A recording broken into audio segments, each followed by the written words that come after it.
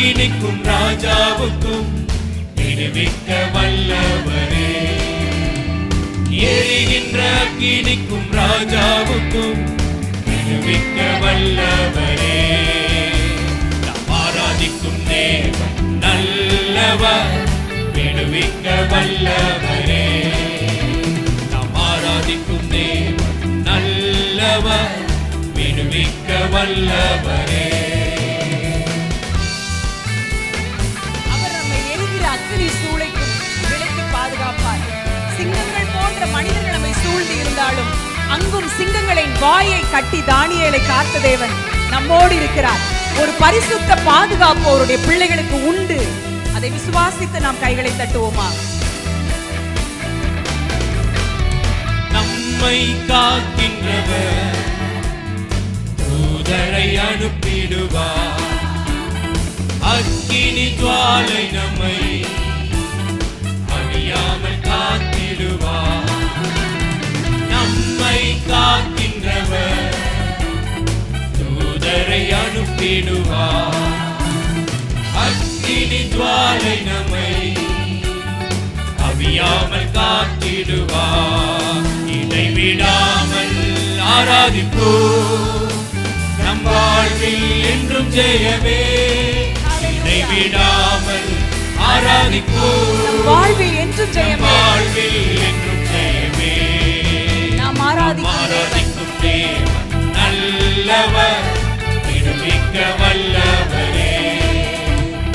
ஆராதிக்கும் தேவன் நல்லவர், விடுவிக்க வல்லவரே.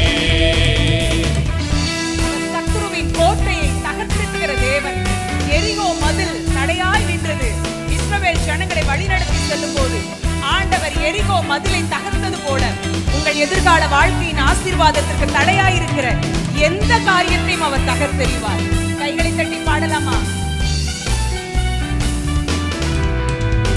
நம்மை அழைத்தவரோ கைவிடவே மாட்டார். கலங்காமல் முன் சென்றிட கரம் பற்றி நடத்திடுவார். நம்மை அழைத்தவரோ கைவிடவே மாட்டார். கலங்காமல் முன் சென்றிட கரம் பற்றி நடத்திடுவார். இடைவிடாமல் ஆராதிப்போம், நம் வாழ்வில் என்றும் ஜெயமே. இடைவிடாமல் ஆராதிப்போம், நம் வாழ்வில் என்றும் ஜெயமே. ஆராதிக்கும் தேவன் வல்லவர், நல்லவர், அவர் விடுவிக்க வல்லவரே. நம் ஆராதிக்கும் தேவன் நல்லவர், விடுவிக்க வல்லவரே.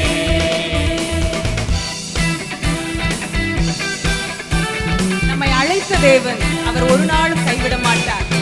எவ்வளவு சத்துரு தடையை கொண்டு வந்தாலும் அதையெல்லாம் தகர்த்தெறிந்து அழைத்த அழைப்பிலே நாம் இறுதி வரை நிலைத்திருக்க அவர் உதவி செய்வார். சத்துருவின் கோட்டைகளை தகர்த்திட உதவி செய்வார். தயங்காமல் முன் சென்றிட தாங்கியே நடத்திடுவார். சத்துருவின் கோட்டைகளை தகர்த்திட உதவி செய்வார். தயங்காமல் முன் சென்றிட தாங்கியே நடத்திடுவார். இடைவிடாமல் ஆராதிப்போம், நம் வாழ்வில் என்றும் ஜெயமே. இடைவிடாமல் ஆராதிப்போம், நம் வாழ்வில் என்றும் ஜெயமே.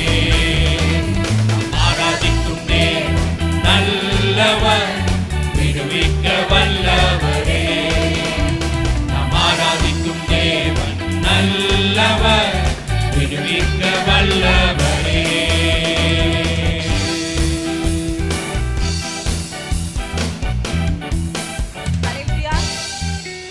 நாம் ஆராதிக்கிற தேவன் விடுவிக்க வல்ல தேவன். அந்த விடுவிக்க வல்ல தேவனை அப்படியே நம்ம மனக்கொண்டு முன்னாடி கொண்டு வந்து கையை தட்டி ஆண்டவரை மகிமைப்படுத்துவோம். ஆண்டவரே, நீர் என்ன விடுவிப்பீங்கப்பா, நான் இப்ப இருக்கிற சூழ்நிலையில இருந்து என்னை நீங்க விடுவிப்பீங்கன்னு சொல்லி உற்சாகமா ஹல்லேலூயா. தானியேலை ஆண்டவர் எப்படி விடுவித்தார்? எப்படி அப்படி ஒரு அக்னி போன்ற சூழ்நிலைகளிலும் ஆண்டவருடைய விடுவிக்கிற கரம் இருந்துச்சுன்னு சொன்னா, தானியேல் ஒரு ஜெபிக்கும் மனிதனாக இருந்தார். இளமையிலும் அவர் ஜெபித்தார், முதுமையிலும் ஜெபித்தார். எருசலேமில் இருக்கும் போதும் ஜெபித்தார், பாபிலோன்ல இருக்கும் போதும் ஜெபித்தார், தனியாக இருக்கும் போதும் ஜெபித்தார், நண்பர்களோடும் ஜெபித்தார். அன்பு வாலிபர்களே, உங்க வாழ்க்கை ஜெயமா மாறணுமா? சத்துருவின் கோட்டைகளை எல்லாம் நீங்க தகர்த்தெறிகிற வல்லமையை பெற்றுக்கொள்ளணுமா? தேவன் விடுவிக்கிறவர்களா மாத்திரல்ல, உங்களை நீங்க அநேகரை விடுவிக்கிறவங்களா மாற்ற உங்களை தெரிந்து கொண்டிருக்கிறார். ஒன்னே ஒண்ணு தேவை, ஜெப வாழ்க்கை. காலேஜ்ல இருக்கும் போது ஜெபிக்கணும், வீட்டுக்கு வந்த பிறகு ஜெபிக்கணும், ஹாஸ்டல்லையும் ஜெபிக்கணும், டிராவல்லையும் ஜெபிக்கணும். தானியேலுடைய வெற்றியின் ரகசியம் ஜெபம், ஜெபம், ஜெபம் மாத்திரமே. ஹல்லேலூயா, ஹல்லேலூயா. ஆண்டவர் அப்படிப்பட்ட ஒரு ஜெப சிந்தையை நம்ம ஒவ்வொருவருக்கும் தருவார்.